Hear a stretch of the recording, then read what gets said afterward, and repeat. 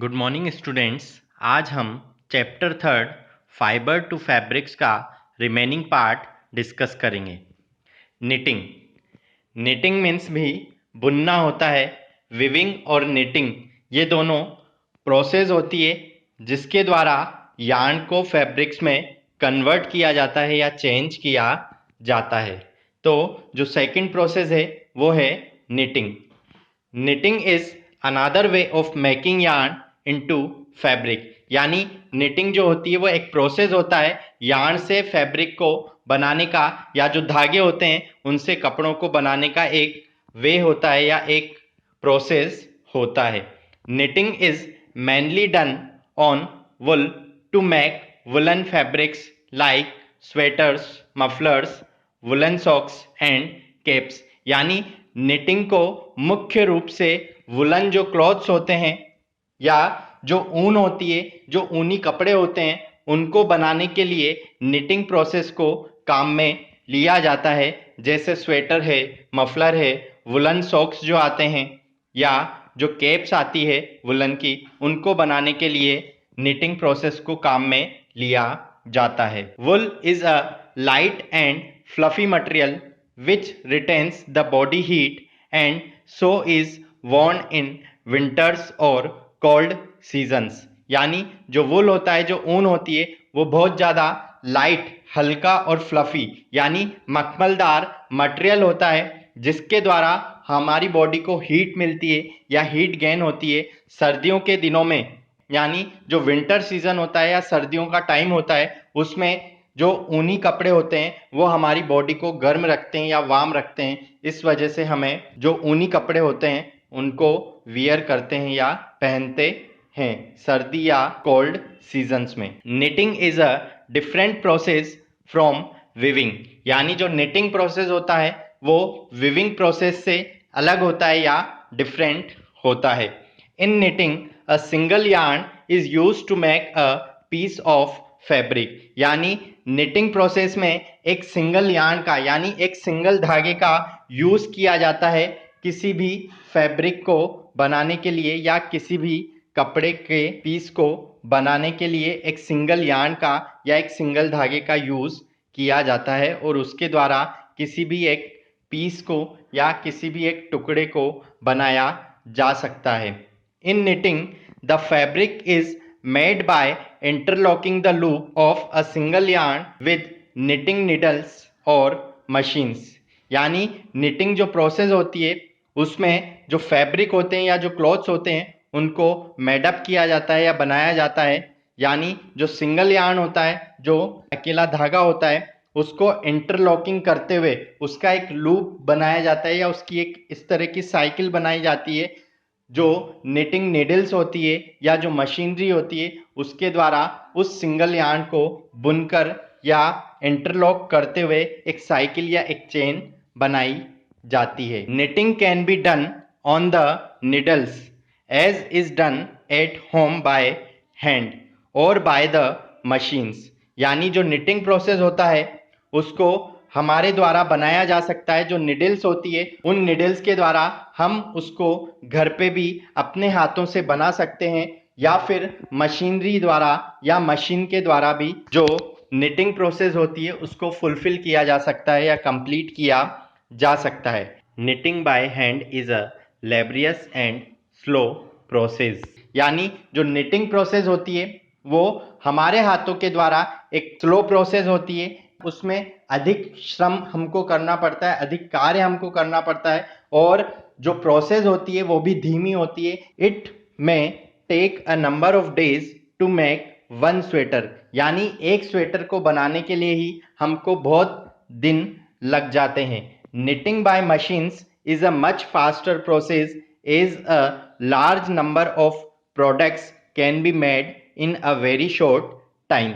यानी जो knitting process होती है जब वो मशीनरी द्वारा बनाई जाती है या मशीन के द्वारा जो फैब्रिक्स बनाए जाते हैं तो एक शॉर्ट टाइम में हम बहुत सारे प्रोडक्ट्स उस फैब्रिक के बना सकते हैं किसी भी मशीन के द्वारा।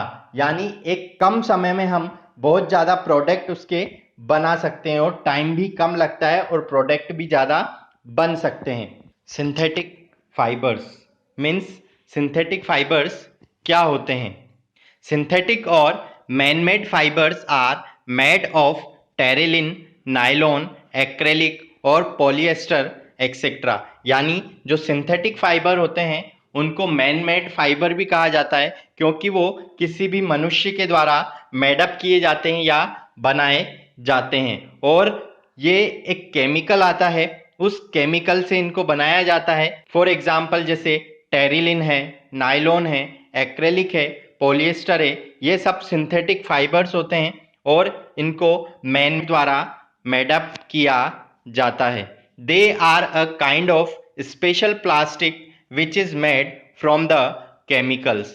यानी ये एक स्पेशल टाइप के प्लास्टिक होते हैं, एक विशेष प्रकार के प्लास्टिक होते हैं जिनको केमिकल का यूज करते हुए, केमिकल का उपयोग करते हुए इनको बनाया जाता है। The refined plastic is heated, melted and passed through very fine pores. यानी जो रिफाइंड प्लास्टिक होता है सबसे पहले उनको हीट किया जाता है, जिसके द्वारा वो मेल्ट हो जाते हैं, पिघल जाते हैं, और उसके बाद उनका जो भी अपन को जो फाइबर बनाना होता है, जो फैब्रिक्स बनाने होते हैं, उसमें उनको कन्वर्ट कर दिया जाता है छोटे छोटे छेदों के रूप में या वेरी फाइन पोर्सेस के रूप में उनको कन्वर्ट कर दिया जाता है। The long very fine threads that emerge are cooled to solidify.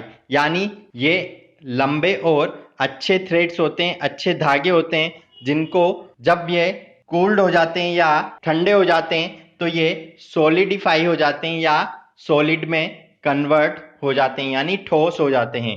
These threads are then woven together to make synthetic fabrics. यानी इन थ्रेड्स को वोवन टुगेदर करके, यानी एक साथ बुनकर और फिर सिंथेटिक फैब्रिक्स को बनाया जाता है। मीन्स सबसे पहले इस सिंथेटिक फाइबर से सिंथेटिक यार्न्स बनाए जाते हैं या सिंथेटिक थ्रेड्स बनाए जाते हैं, और सिंथेटिक थ्रेड्स को बनाने के बाद इनको फिर बुना जाता है और बुनकर जो फैब्रिक्स होते हैं, जो सिंथेटिक फैब्रिक्स होते हैं, उनको बना दिया जाता है।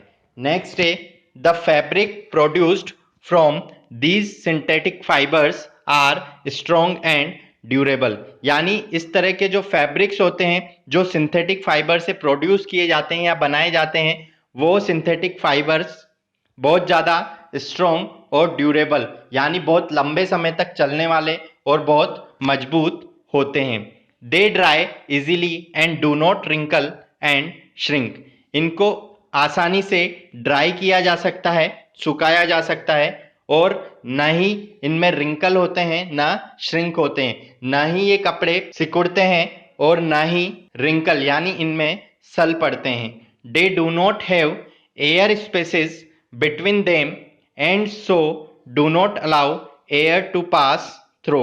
यानी इनमें एयर स्पेसेस के लिए या हवा को निकलने के लिए, हवा को पास होने के लिए कोई स्पेसेस नहीं होती है या कोई जगह नहीं होती है, इस वजह से इनमें से हवा पास नहीं हो सकती है। This is the reason they can not absorb moisture और sweat like natural fibres and so are not preferred during the summer और हॉट एंड ह्यूमिड वेदर।